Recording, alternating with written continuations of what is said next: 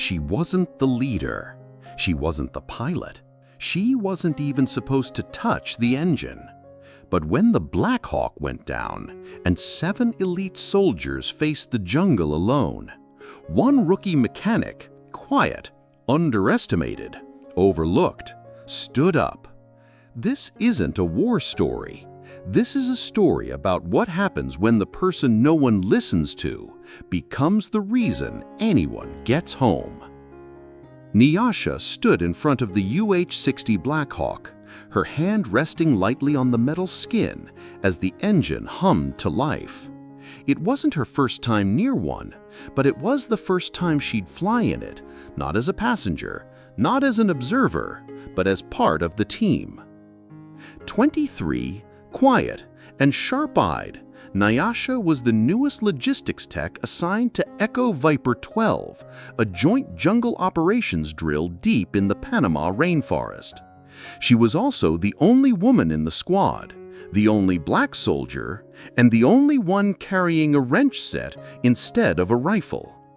Born in Detroit to Nigerian immigrant parents, Nyasha grew up in a garage rather than a backyard. Her father ran a one-man repair shop on the east side of the city, and he raised her between stacks of spark plugs and oil-stained manuals. Machines don't care where you're from.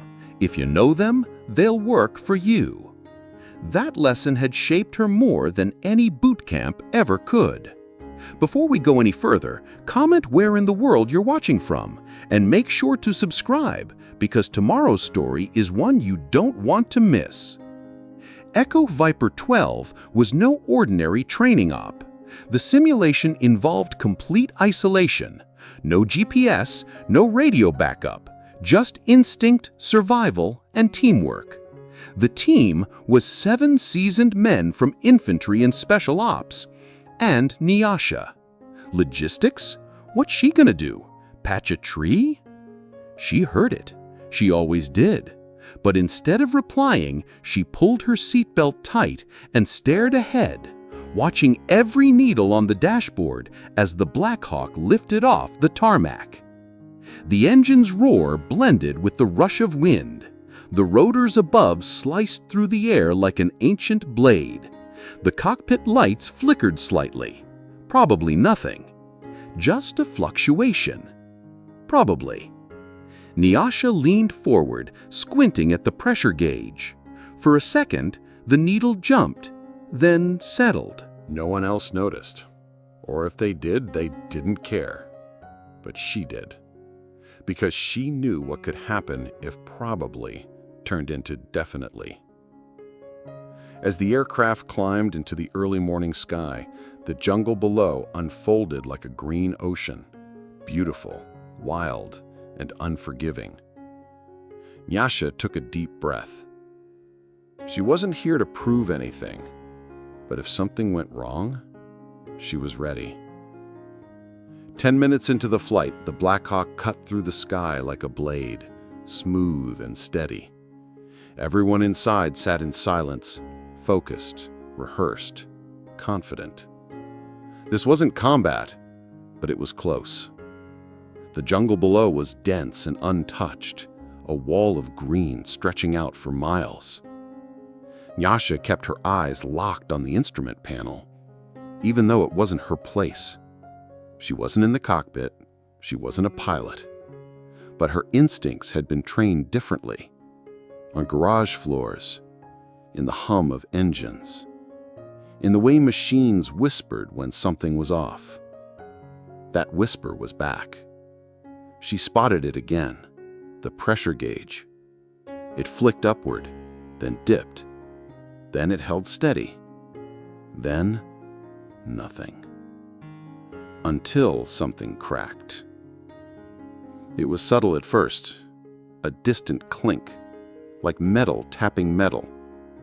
But in an aircraft that size, every sound has meaning. Nyasha's head snapped toward the noise. Then came the vibration. It started in the floor, a low tremor that grew fast. The other soldiers noticed too. One of them glanced up, another shifted in his seat. Something's wrong, The pilot's voice came over the headset, tense but calm. "We're experiencing a pressure irregularity, adjusting altitude." But Nyasha could feel it. It wasn't just pressure. It was deeper, internal. Then came the jolt. The entire aircraft lurched sideways, hard enough to rattle the storage clamps and throw one soldier against the interior wall. Loose gear tumbled. Someone swore loudly. The co-pilot's voice jumped on comms. "Requesting emergency landing protocol. We're going down. Controlled descent." The Black Hawk banked, angling toward a clearing below, a small patch of dirt surrounded by thick jungle on all sides. It wasn't ideal. It wasn't even safe, but it was the only shot they had. Nyasha gripped the edge of her seat, not in panic, but in calculation. She'd seen systems fail before, but never in the air, never in motion, never with 7 people counting on the pilot to make it out alive. The descent was rough. Branches slapped against the side of the aircraft like angry whips. The landing skids caught hard on uneven ground, sending a shock through the frame. For a moment, there was nothing but a cloud of dust, spinning rotors, and silence. Then impact. The Black Hawk slammed down, bounced once, then skidded a few feet before settling crookedly on its right side. They had landed, barely. No one spoke for several seconds. Then came coughing, movement, checks. One soldier had a bruised shoulder. Another had blood at his temple, but stayed conscious. The rest were shaken, but alive. The pilot stepped out, radio in hand, shaking his head. "No signal. Satellite link's dead. GPS isn't syncing." They were officially offline. And Nyasha already knew why. She knelt down by the frame, running her hand along the vented access panel, just above the engine's heat regulator. Her fingers stopped on a burn mark, slight, but telling. Overheat. She looked toward the team. They were assessing perimeter defense, checking gear, talking strategy. No one asked her anything. No one expected her to fix it. She was the tech, the rookie, the girl. Still, she opened her kit and laid her tools out on a piece of canvas, quietly, methodically. She wasn't there to argue. She was there to keep people alive, even if no one had asked her to. The jungle was loud in ways that made silence uncomfortable. Birds shrieked overhead, branches cracked in the distance, insects buzzed constantly, crawling on uniforms and into the folds of gear. But inside the crooked Black Hawk, no one said much. The soldiers regrouped, running drills, scanning the area, posting a watch. Standard protocol. They were trained for chaos, even simulated chaos like this. But this felt different. The pilot confirmed what they already suspected. No evac for at least 24 hours. GPS is toast. Satellite relays down. We're dark. One of the SEALs, Ramirez, laughed dryly. "Perfect. Stuck in the Amazon with a busted chopper and a backpack of MREs." The team began forming contingency plans. Shelter, water, fallback routes. No one looked at Nyasha. She sat near the tail of the chopper, her toolkit rolled out, her knees caked in mud. She hadn't said a word since landing. Not because she was scared, but because she knew the difference between panic and purpose. She studied the heat regulator again, still warm even after an hour shut down. Her guess was a blown pressure sensor tripped the system into shutdown mode. Not a full engine failure, just a defensive trigger. And maybe, just maybe, it could be bypassed manually. But that didn't matter, because when she opened her mouth to offer insight, the team leader, Sergeant Collins, barely looked at her. "We'll wait for evac. We're not risking the airframe. You stay with the gear." That was it. Dismissed. She nodded once, didn't argue, just returned to the tools. Time passed. Sweat poured down her back. Her fingers moved with quiet precision, disconnecting burned relays, inspecting fuses, checking cable runs. She wasn't guessing. She wasn't hoping. She was solving. 15 minutes in, she found the fault, a corroded sensor lead in the backup regulator, something no checklist would have caught, not unless you were looking. She smiled. Small. Tight. Then came the voice behind her. "You think you can fix that?" It was Ramirez. His tone wasn't mocking, but it wasn't impressed either. Nyasha didn't look up. "I'm not guessing. The failsafe is stuck. If I reroute the signal and reinforce the coolant trigger, I can get a manual restart." He crossed his arms. "You sure?" She met his eyes. "No, but I'd rather try than sit here waiting for a rescue that's not coming."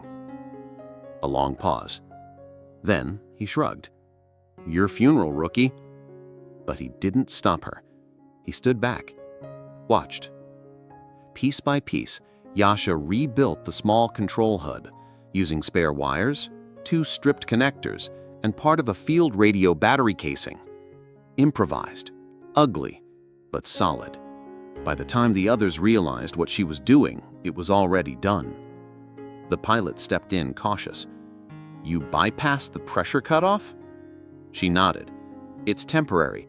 It'll hold for 30 minutes, enough to lift, hover, and get us out of this sector." The pilot hesitated, then reached for the ignition. The team watched. The jungle went quiet. The Black Hawk rumbled, then roared. Power returned. Control systems blinked back to life. And for the first time all day, every soldier looked at Nyasha like they were seeing her for the first time. She didn't say, "I told you so." She just packed her kit and climbed back on board. This time, she didn't sit in the corner. She sat beside the engine bay, where she belonged. The rotor was spinning again, slowly but steady. But something still wasn't right. The pilot powered down the system after a few test runs, stepped out of the cockpit, and shook his head. "Power's back, but nav alignment's off. Something's throwing off orientation. We can't risk lifting blind in this terrain." The team gathered around the map, spread out on a makeshift table built from 2 ammo crates and a tarp.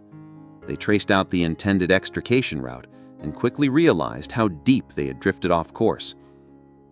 "We overshot by at least 5 clicks, Collins muttered, frustrated. "We're sitting in a dead zone. The evac point's northeast, but terrain between here and there is a minefield of ridges and sinkholes." Ramirez added, "We could walk it if we want to lose a day and half our gear." Silence followed. Then, quietly, from the edge of the group, Nyasha spoke. "You're pointing the wrong direction." All heads turned. She stood, pointing at the horizon where the sun was breaking through dense canopy cover. "That's not northeast, that's east. We've been calculating angles like we're still at sea level, but we're 200 feet below the last mapped ridge." A beat of silence. Then Ramirez raised an eyebrow. "You sure about that?"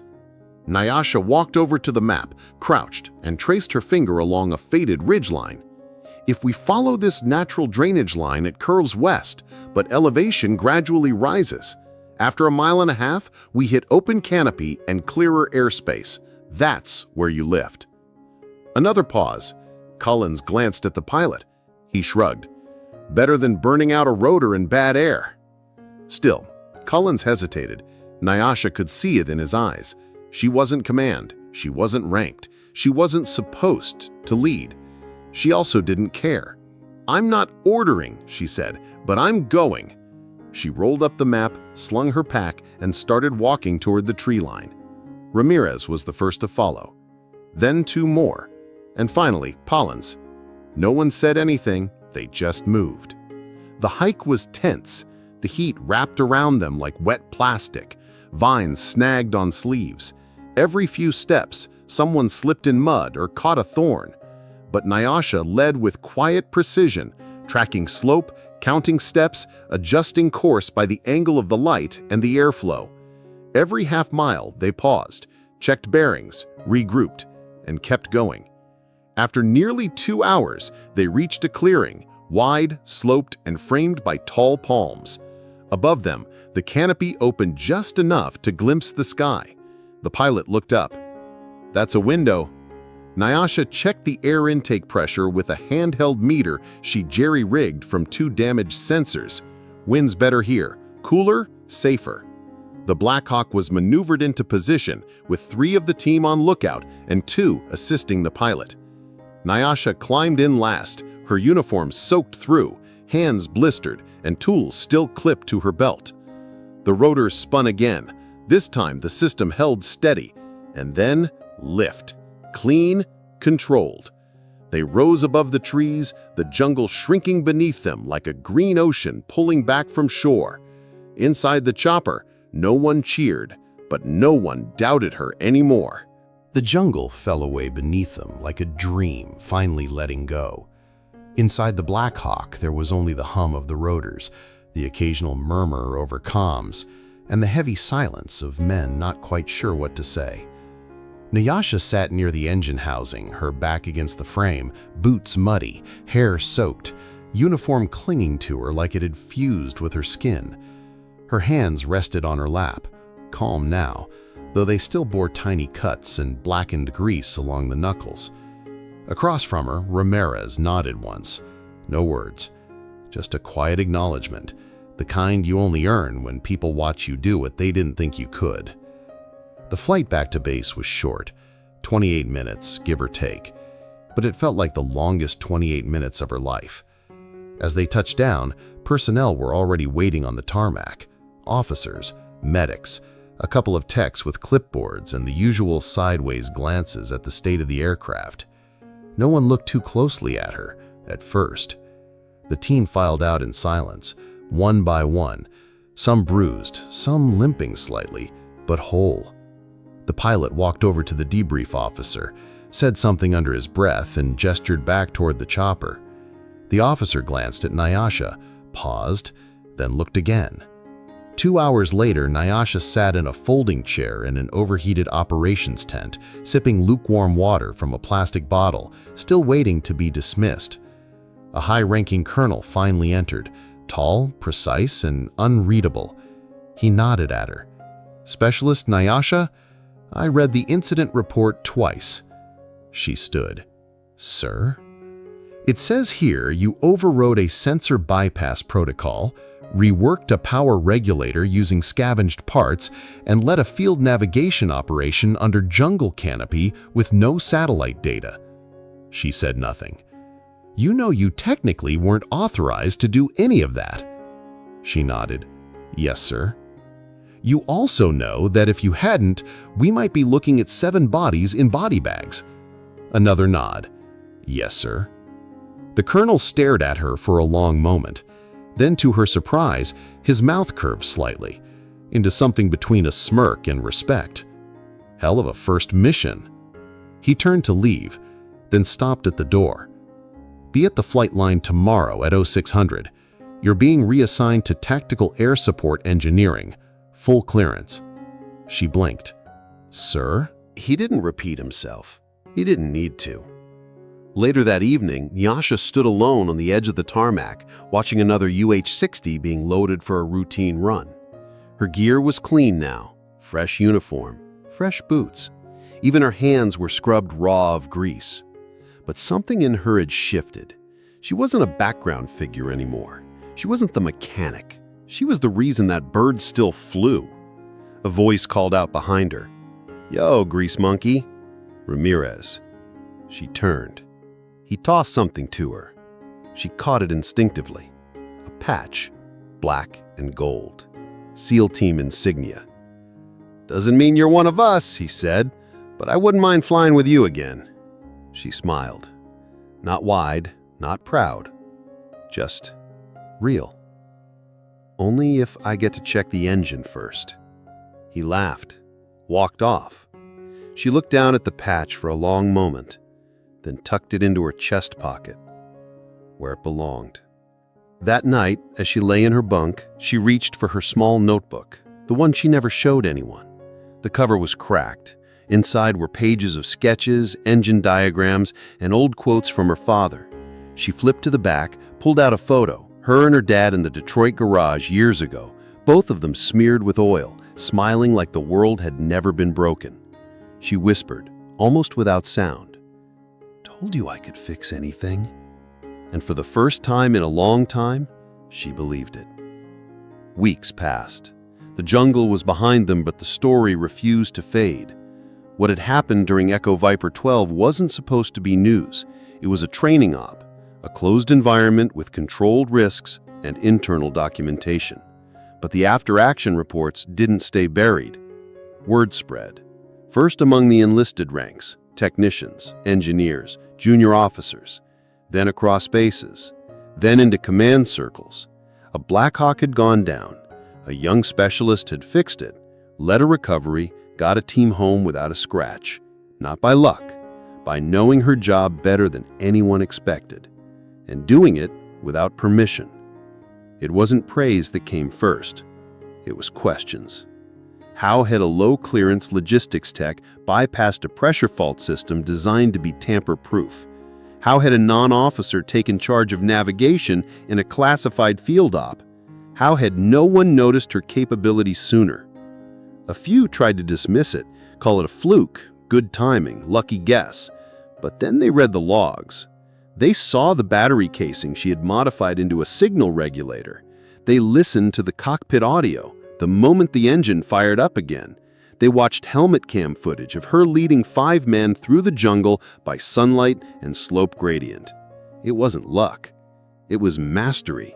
At Tactical Air Support Engineering, Nyasha was the youngest and the quietest in the room, but the only one with a field incident logged as mission-saving intervention.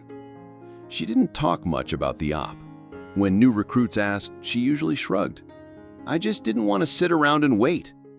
But when asked to lecture at a training seminar for flight engineers, she didn't say no. She walked them through failure cascades, sensor logic, and signal reroutes using scavenged materials.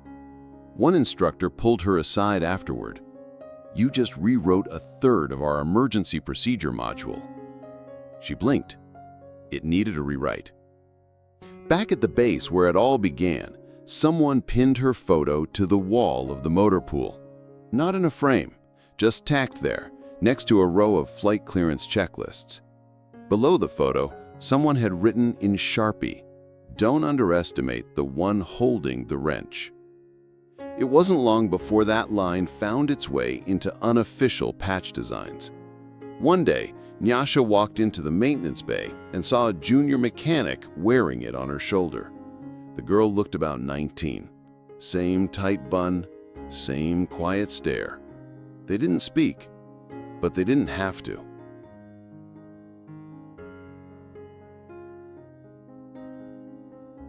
The recognition came slowly, then all at once. An official commendation from the Joint Task Force, a one-line mention in a Pentagon readiness briefing, and finally a short segment in a Department of Defense newsletter titled, "What Happens When You Let the Quiet One Lead?" But it wasn't the press or the promotions that changed Nyasha. It was the conversations, the ones that didn't happen before. Pilots who used to ignore her now asked her to double-check diagnostics. Senior engineers asked for her input on system redundancies. Once, even Sergeant Collins sent her an encrypted message, just a sentence. "Still not used to being wrong. Thanks for not waiting." But there were still hard days. Still rooms she walked into where no one expected her to speak. Still questions asked to her male colleagues while she stood 2 feet away. Still moments where she had to decide, step forward or stay silent. She chose forward every time, because now she knew. They didn't have to expect you to lead. You just had to lead anyway. On the anniversary of Echo Viper 12, Nyasha returned to Panama on assignment, not as a trainee, but as a mission systems supervisor. She walked the same tarmac, saw a new Black Hawk being prepped, watched a group of fresh faces board for their first run. One of them, a young woman, was struggling with her gear. Nyasha stepped in without hesitation. "Here, try adjusting the strap like this. It'll distribute the weight better." The girl looked up, eyes wide. "Thanks. "You look familiar." Nyasha smiled. "Nah, I just fix things." And just like that, she turned, stepped onto the aircraft, and disappeared inside. The rotors spun, the jungle waited, and the next story was just beginning. It was late.